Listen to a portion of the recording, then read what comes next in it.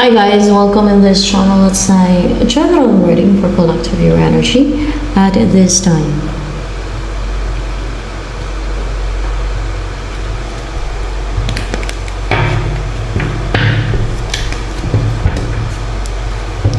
You're positive or nagsasabi inspirasyon or maybe inspired ka or nagsasabi inspirasyon ka sa iba or else pwedeng sikat ka no, with a star or popular, sikat, pwedeng ganon or information sa'yo.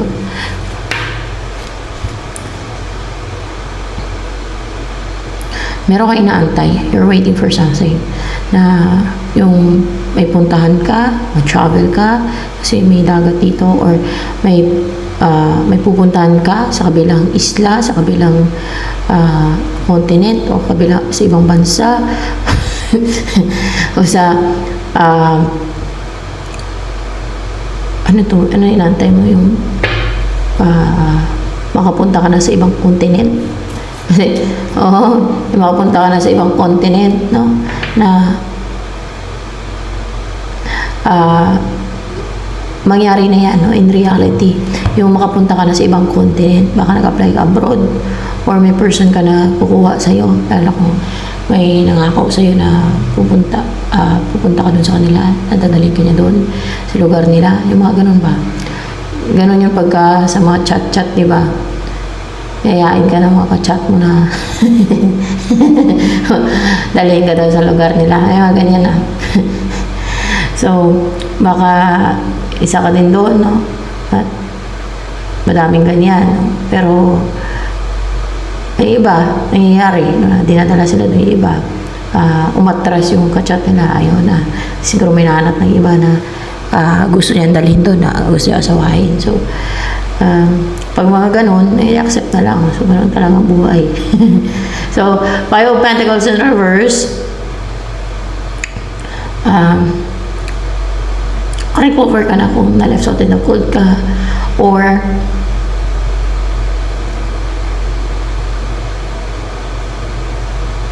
else ay sa sakit, nagkasakit ka, nakarecover ka na from that or stigal po or anything na napahirap sa'yo or financial crisis, yan, recover ka na or nag-recover ka pala ngayon or naka-recover ka na ngayon. So, in-embody mo energy right now.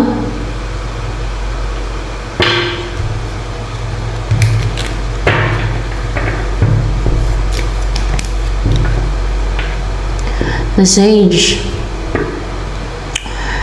you are wise and you have a good judgment. The Sage here, parang nakapag-accumulate ka ng maraming wisdom, nakapag-acquire ka ng a lot of wisdom, no? Ganun, parang expert na master, parang ganyan, master sa buhay o parang madami ka lang alam, madami ka nang na-acquire ng wisdom pag Sage ka. So yan, kaya wise ka, you're wise, no? Pero ito kung sino lamang ang kuhaan ng guide ko ng energy, ang guide ng energy, sa kanya ako napapaguide. So yan, and thought, so meron kang iniisip na malalim, napapaisip ka ng malalim, ayan, meron kang iniisip na something deep na nakikita mo o naisip na yung iniisip mo ay hindi makuvera ng mas nila eh.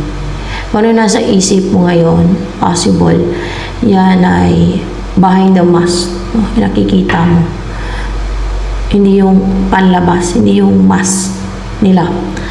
Tama ba? See?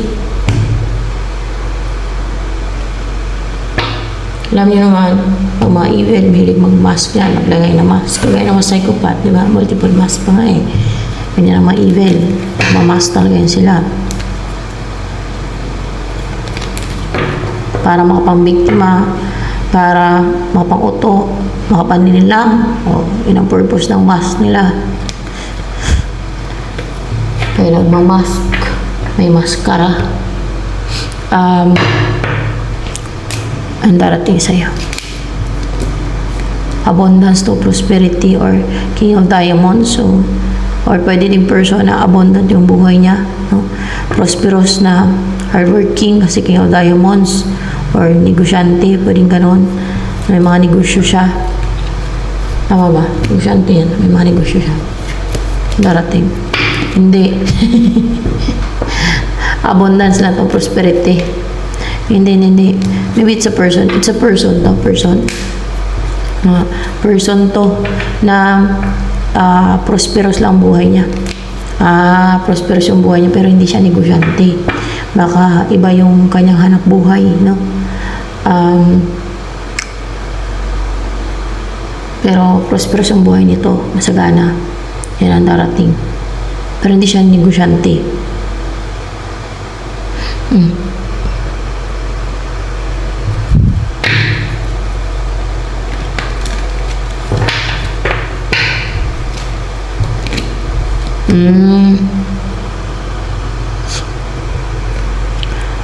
Na yan yung makakasama mo, yan maging partner mo na masaya kayo, masaya ka, na ma-enjoy yung buhay na magkasama kayo, masiyahin kayo magkasama, mahal ka niyan, na lalo pa nagsama kayo, mahal na mahal yung isa't isa, na positive yung buhay ninyo, maliwanag, para maliwanag ang kinabukasan, bright yung future, bright, parang napaka-positive at masiyahin kayo, no, na magkasama, no, and successful yung inyong pagsasama,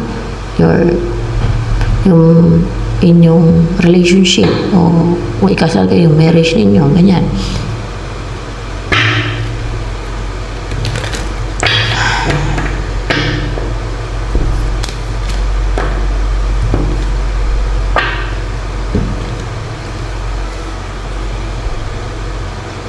Yin and yang. This is your counterpart. Parang feminine, masculine. Ganun. Yin and yang. Parang this is your counterpart na parang sun and moon. Ganun. Yin and yang. Magkaiba man kayo opposite pero match. Parang match made by heaven. You are meant to be together na mabuo kayong dalawa. So yan. That is your counterpart. And Angel of Love.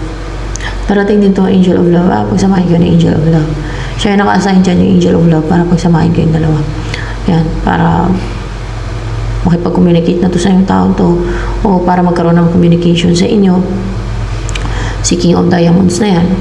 Maring siya na mismo ang mag-approach sa'yo, no? And all tied up.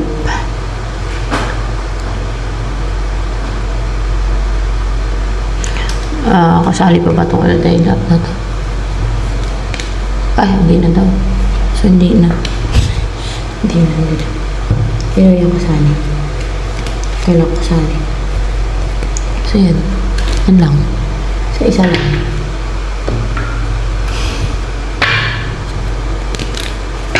Mahal ka kaya ni King of Diamonds. King of Diamonds energy. Yan ang darating siya. Mahal ka niya. Yes. Mahal ka ni King of Diamonds. Bakit mahal ka niya, King of Diamonds? Dahil matagal niya na inaantay ito eh. O nag-aantay. O yung destiny. Matagal niya na inaantay itong destiny. O. Nag-aantay siya ng destiny or divine time. Divine timing, right time, kailan kayo pagsamahin. Dahil yun din ang inaantay niya, aring sabik na to, or inaantay ka nito na, inaantay niya na mayari na yung like destiny, yung may-unite kayo, magsama kayo.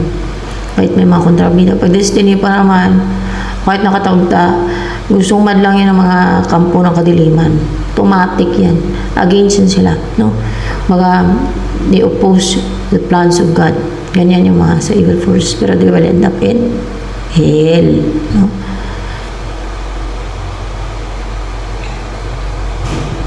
Yun yung California. So, hinunog sila ng God. Sa Bible, di ba yung mga sasama, pinapatay ng God? Nilalamon ng lupa ng buhay, mga nangyayari sa kanila. Meron pa na basta pinapatay ng God yan. Yung mga kampo ng kadiliman. Basta mga masasama kahit masasama, yung mga, lalo yung kampo ng kadiliman. Hindi lang pinapatay. Doon sa impyerno din diretso yung kaluluwa nila. Hindi yan war, hindi lang yan hindi yan pananakot. Totoo yan. Science Bible. Baka isipin na iba pananakot. Totoo naman yung sinasabi ko. Basahin na sa Bible. Hindi totoo. Hindi lang matanggap ng iba. Hindi nila ayaw nilang paniwalaan. Kahit sa Bible na ayaw nilang masingkin ba. Kasi matakot sila. No? Hindi sila komportable kung ano yung katotohanan.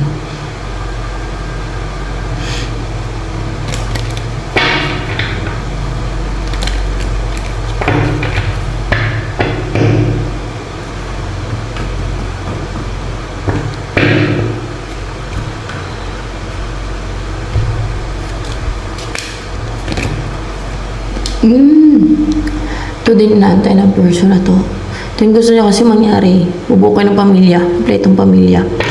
At mamay ka ng prosperous. Yan. Parang narinig ko yung uhaw na uhaw. Uhaw na uhaw ba yun sa'yo? Mukha nga. At mukhang in love. In love talaga. King of Cups. In love na in love. In love na in love.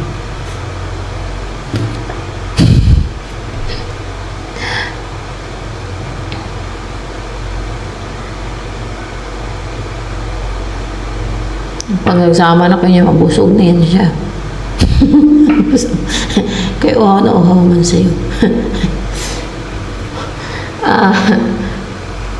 Mabusog ng pagmamahal mo. At ng presensya mo. Attention mo. Lalo na kung napagmahal ka at malambing. O mahilig manghalik-halik. Ay, mabusog na yan sa halik mo.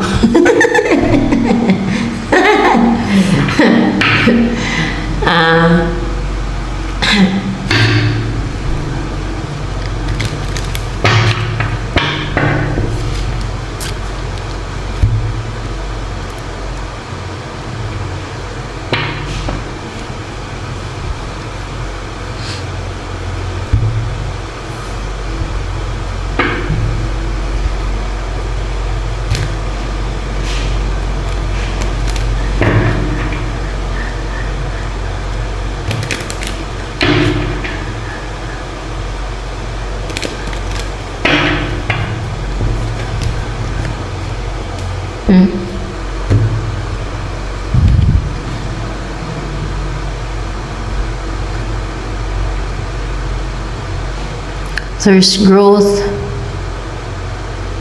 Parang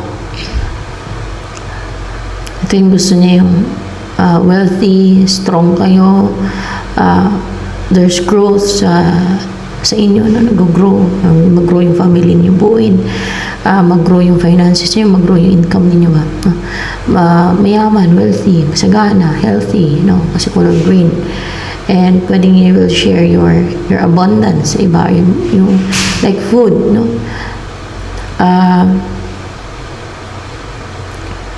and the mother, ang gusto nito maging stable and secured.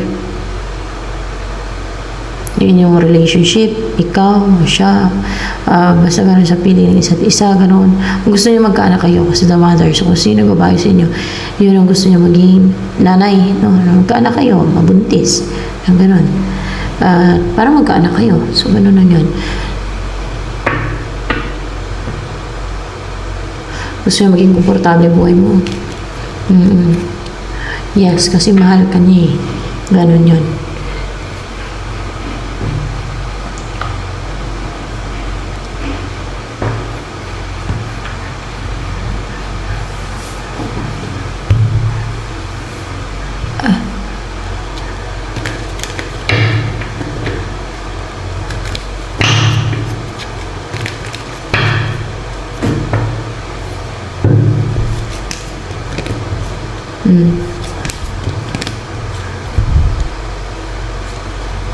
Queen of Wands and Six of Pentacles. Na-attract talaga to sa'yo. Itong person na to. Attracted talaga siya sa'yo. Para sa kanya, charming, good looking, attractive ka.